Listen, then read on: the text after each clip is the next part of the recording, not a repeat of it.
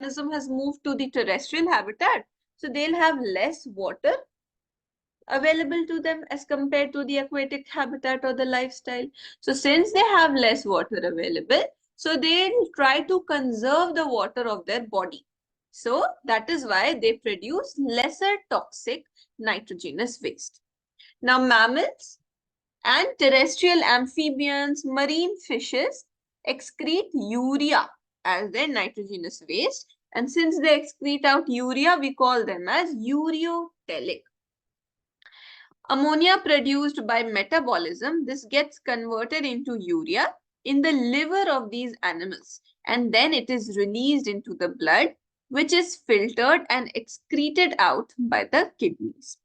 Some amount of urea may be retained again to maintain the osmolarity. Again, not all of it is excreted out. Some of it is maintained to, like it is kept back so as to maintain the osmolarity. Now, reptile, birds, land snails, and insects, they excrete nitrogenous waste as uric acid. In them, it's like even the least amount of water is waste in this. Okay, and their excreta is in the form of pellet or paste with minimum loss of water, and we call those organisms that excrete uric acid as the uricotelic animals. So ammonotelism, uricotelism, ureotelism. These things are clear? Yes, ma'am. Any doubt? No, ma'am. Okay, very good. Now, a survey of animal kingdom presents a variety of excretory structures. In most of the invertebrates, these structures are simple tubular forms, tube-like structures. Whereas the vertebrates, they have complex tubular organs. Like the simpler organisms will have simple structures for excretion, and the complex one would have a very elaborate or very complex organs like kidneys. Now, some of these structures are mentioned, like, for example, now if we talk about the lower organisms, protonephridia or flame cells, they are the excretory structures in the case of flatworms, that is Platyhelminthes. Rotifers, some annelids, and the cephalochordates such as Amphioxus, in them also the protonephridia are there. Now, these protonephridia, they are like concerned with more than, you can say, more than the release of excretory product, they are concerned with the ionic balance of the body. That is osmoregulation. Now, nephridia, they are the tubular excretory structures of earthworms. So, earthworm and other annelids, they use nephridia. So, now from protonephridia, we have come to nephridia.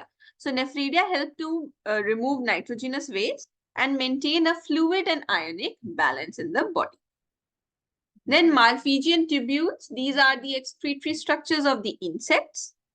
Malpighian tubules also remove, they remove the nitrogenous waste and also does osmoregulation. Then antennal glands or green glands, there are there in the crustaceans like prawns. So these are different like organs responsible for the excretion in the different organisms. You must remember, because these can be asked in match the following. Like they can ask you to match it with the other one. Clear? Yes, ma'am. Any doubts? No, ma'am. Okay. Slowly, I've observed that you have, like you have stopped speaking in the class. Is there any issue with you, Zana? No, ma'am. No issues. Any tension or anything of that sort? Are you worried about your exams or stuff? Are you like stressed? No. Okay. It's like if I know, I reply. If I'm not sure, I don't say. Yeah, but earlier you used to talk a lot in the class and then suddenly you stopped. Okay. That's because in between I didn't attend many class, maybe because of that. Yeah, I think so. Okay, but still go back to your normal self. Yes, ma'am. All right. So any doubts up until now in all those organs and stuff? No, ma'am. Okay. Now moving forward, talking about the human excretory system. Now, human excretory system, it has a pair of kidneys, meaning two kidneys are there. One pair of ureters, these are the tube structures coming out of each of the kidneys. So two ureters are there. Then one urinary bladder and a urethra is there. Talking about the kidneys, these are reddish brown, bean shaped, like kidney beans. That is how that bean got its name. So it is like bean shaped or kidney, that shape. And it is situated in the, like in between the last thoracic and the third lumbar vertebra. So you know that there are different like cervical, thoracic, lumbar, right? All those vertebrae you remember. So extending from the last thoracic up until the third lumbar, that's where the kidneys are situated. And it is close to the dorsal inner wall of the abdominal cavity. Each kidney of an adult human, it measures 10 to 12 centimeter in terms of length, 5 to 7 centimeters in terms of its width, 2 to 3 centimeters in the thickness, and the weight of the average kidney is 120 to 170 grams. Now, towards the center of the inner concave surface of the kidney, there is a notch called as the hilum. Now this part, this hilum is the part of the kidney from which the ureters would enter. Okay, the ureter or the blood vessels and the nerves, all of these, like it's like a common passage from where these nerves and tubes would enter. Now inner to the hilum, it's like a broad funnel shaped space called as the renal pelvis. Okay, renal pelvis. If you see here, this one, the funnel-shaped space is the renal pelvis, and the projections that come out of these pelvis is called as the calyces. Now, the outer layer of kidney, it is a tough capsule, meaning it is protected by a very tough capsule. Inside the kidney, there are two zones, the outer cortex, inner medulla. Like cortex is at the periphery, and towards the inner side, meaning towards the central portion, we have the medulla part. And the medulla further is divided into a few conical masses, which we call as the medullary pyramids that project into the calyces. If you see here, see this thing. Here, renal artery, renal vein, ureter. These three things are entering through the part or through the this thing opening, which is known as the hilum. Now, inside that, there is a renal pelvis. This whole entire thing is the renal capsule. Anything related to the kidney will be renal. Then this part in between, this is the renal column. And these conical structures that you see, these are the medullary pyramid. And like the part that is leading up to the medullary pyramid is the calyx. So several calyces are there which leads up to the medullary pyramid. Now the cortex extends in between the medullary pyramids, these renal columns. So like for example, if this portion that I'm shading, this one, if this is the peripheral cortex, this is the outer cortex. So this cortex is also going in between here, right? It's going inside like this. So this part of the cortex that goes in between the medullary pyramids, we call it as the renal column or columns of Bertini. This is columns of Bertini. Now each kidney, now see, just like how we have studied so many functional units up until now, like neuron is the functional unit of our nervous system, cell is the functional unit of life, all of that. So nephrons is the functional and structural unit of the kidneys. So inside each of the kidneys, 1 million nephrons are there. Now nephrons, it has two parts. It has the glomerulus and it has the renal tubule. Now glomerulus is a tuft of capillaries. Okay, tuft means like a bundle, a bunch of capillaries formed by the afferent arteriole, which is a fine branch of renal artery. blood from the glomerulus is carried away by efferent arteriole. Ma'am, Okay.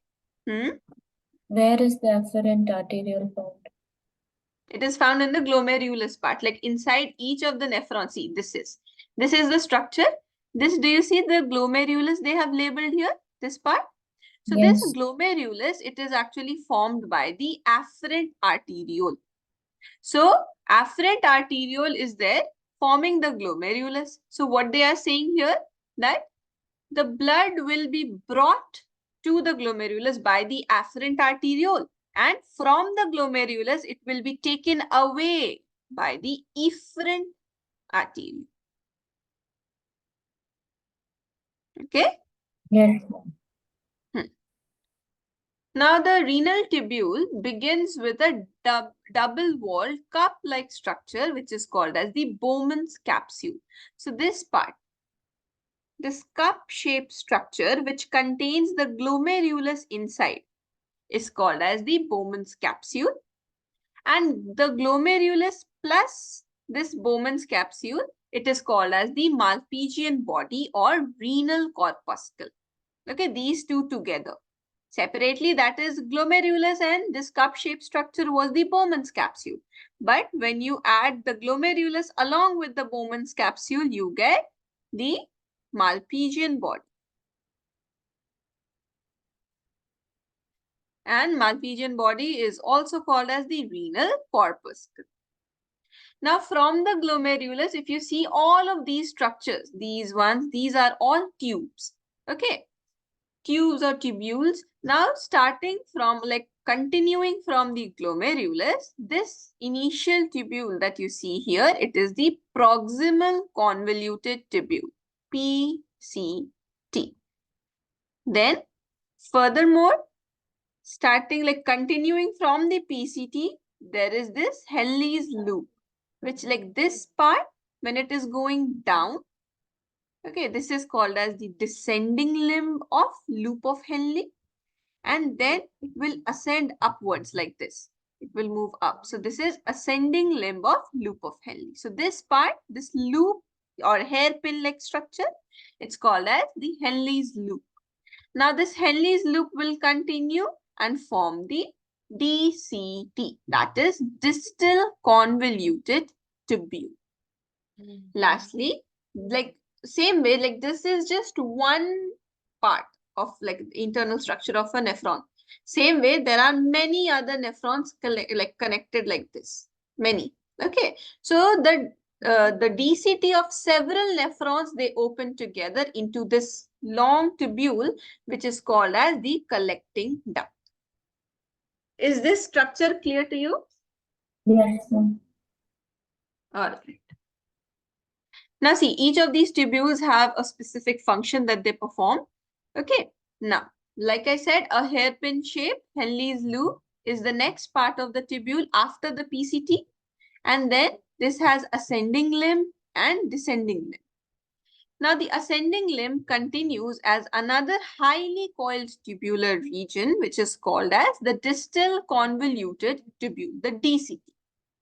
Like I said, the DCTs of many nephrons, they open into a straight tube called as the collecting duct, many of which converge and open into renal pelvis through the medullary pyramid. See, all of these names right now, they are new to you, but once you get used to with the terminology, so it'll be better or it'll be easier for you to understand.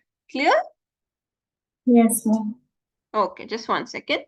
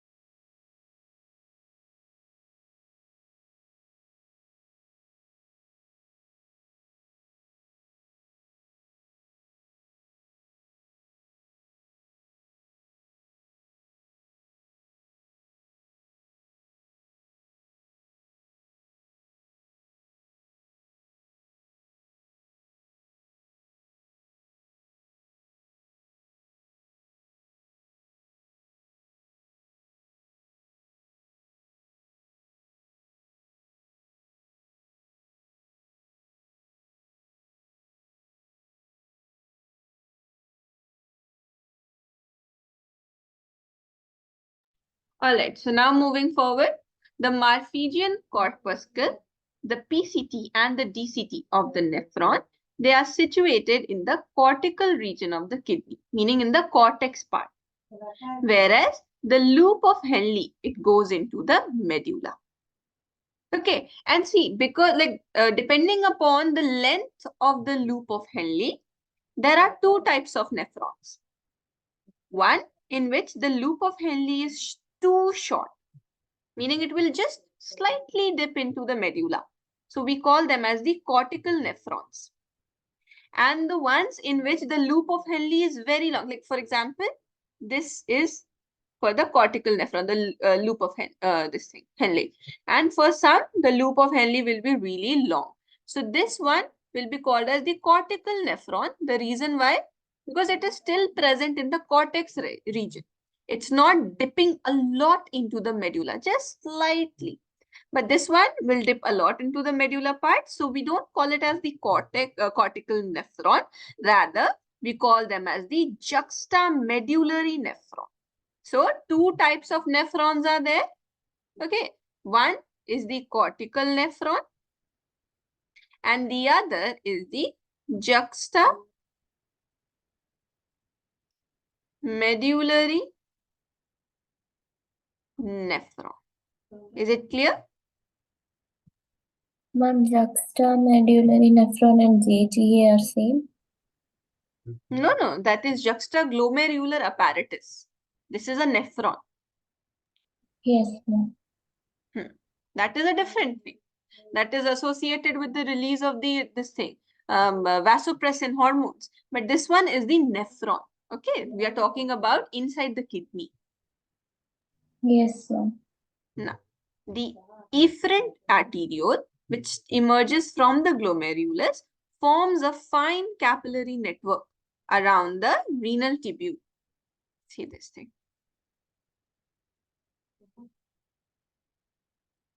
See, if you see the red ones, it is sort of like forming a network all throughout the PCT and the loop of Henle, right? So this is called as the vasa recta.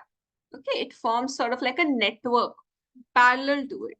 Okay, so the efferent arteriole emerging from the glomerulus, it forms a fine capillary network around the renal tubule called as the peritubular capillary. A minute vessel of this network runs parallel to the Henle's loop, forming a U-shaped vasa recta. Now, in the case of cortical nephrons, the vasa recta will be absent or they'll be highly reduced. They'll not be such a big mesh. But in the case of juxtamedullary, they'll have a longer and a more prominent vasa recta. Clear? Yes, ma'am. Any doubts up until now? No, ma'am. Okay, this was the structure of the nephron and everything associated. We haven't yet studied the functions that they perform. Only seen the structures, how they are associated with each other and all of that. The naming and all we have done. Now talking about the urine formation. How does it get formed? We know just the basic thing. Do you know how the urine is formed? First, the filtration takes place. Filtration of what?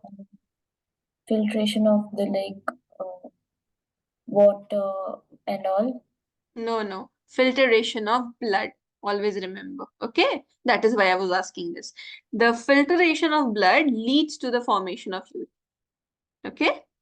Yes, It's like ma'am. all those waste materials that we talked about, ammonia and all of that, that gets filtered out of the blood. So urine formation, there are three processes. The first process is glomerular filtration. Like this is a filtration. You also call it as ultrafiltration. Then there is reabsorption and secretion. 3 steps. So urine formation takes place in 3 steps. Glomerular filtration, also called as ultrafiltration. Then there is reabsorption.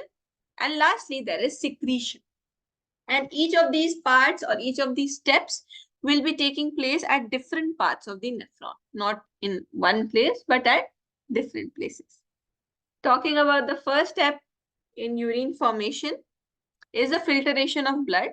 This one happens in the glomerulus and we call it as glomerular filtration. That is why glomerular refers to the fact that it is taking place in the glomerulus. So on an average, 1100 to 1200 milliliters of blood, it is filtered out by the kidneys per minute, which constitutes roughly 1/5 of the blood pumped out by each ventricle in a minute. The glomerular capillary blood pressure causes filtration of blood through 3 layers. Now, this glomerular blood capillary, it has 3 layers. What are the 3 layers? The first is the endothelium of the glomerular blood vessel, the epithelium of Bowman's capsule, and the basement membrane in between these 2 layers. So there are 3 layers. Now, in the epithelial layer of the Bowman's capsule, there are cells called as podocytes, and they are like this very tiny pores are there and like present in them, so that blood can get filtered. Imagine it like a sieve. How those strainers are there through which we strain the tea. So imagine them like that. Now, blood is filtered so finely through these membranes that almost all the constituents of the plasma, except the proteins, pass into the lumen. Therefore, this process is ultrafiltration. Always remember, all the components of the blood that will get filtered except for protein. Can you tell me why? Like, imagine why. Ma'am, you're lagging. Am I audible now? No, ma'am, still your voice is breaking. Okay. This one.